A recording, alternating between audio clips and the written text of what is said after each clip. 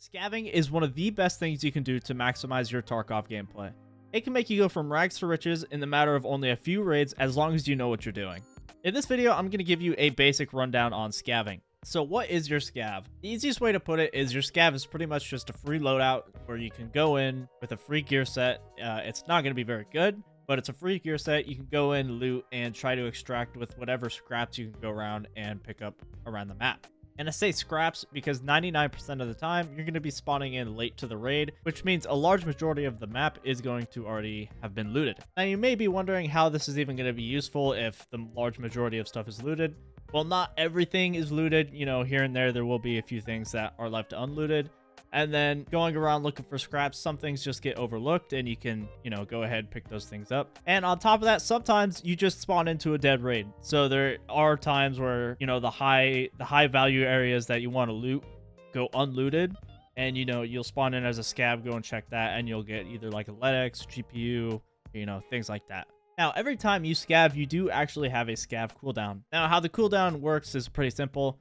Once you get out of your scav raid, your scav does go on a timer, and you cannot run another scav raid until that timer has completed. I believe the default to wait between scav raids is about 22 to 25 minutes. But as you go in your hideout and you upgrade the intelligence center, you will see that your scav cooldown actually decreases. So if you're a big fan of scavving, going into your hideout and upgrading your intelligence center will actually be a big help for you. Now, with scavving comes the scav karma system. Scav karma is a system on how good of a scav you are. The higher the karma, the better of a scav that you've been. And the better of a scav that you've been, you will get rewarded for being a good scav. For example, if you have really low karma, you will spawn with probably bad guns or maybe a low amount of ammo for what your gun is. But if you have high scav karma, there's a good chance you'll always spawn with a helmet, armor, and a good weapon. On top of spawning with just better, guns, helmets, armor, stuff like that, you do have the higher chance of spawning with better barter items. I have seen people spawn with LEDXs on their scav, so the higher scav karma that you have, the more of a chance that you have to spawn with a LEDX or other barter items that are similar. Now, don't get your hopes up every raid thinking you're going to spawn with a LEDX,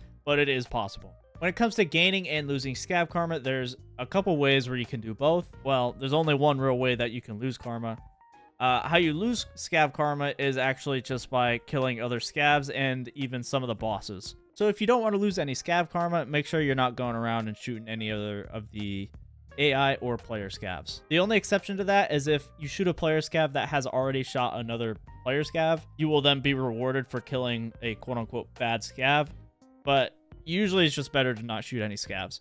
Now, how to gain karma, there are multiple ways. There is that way that I just explained at the end, where you kill a bad scav. There is also using vehicle extracts on every map. Another way to gain scav karma is by doing your fence scav quests. Now, they are generally pretty hard to do because I get a lot of them where I have to kill PMCs, and it is generally pretty hard to kill PMCs as a scav because you are at a disadvantage gear-wise. But completing those tasks will give you scav karma. Now, I'm not going to give you a full rundown on where exactly to loot on each map, but I am going to give you a rundown on what maps are generally the best to scav on. While there isn't a bad map, there are maps that are better than others, so I would try to stick to these maps whenever you do scav to maximize the amount of loot that you get. Now, when I give you this list, I would like to say this is just also preference.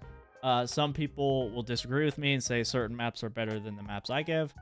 But as a general statement, I know a lot of other people like these maps, so these are good starter maps as long as you learn them and you learn where to loot. So your top 4 best maps to scav on are going to be Reserve, Interchange, Streets of Tarkov, and Lighthouse. Now, I give you those 4 maps because there is a lot of areas to loot on each of those maps that don't require keys, that can actually spawn a lot of barter and high value loot. Another map that is like okay to scav on that I actually like going on because a lot of people kind of, it's kind of underrated.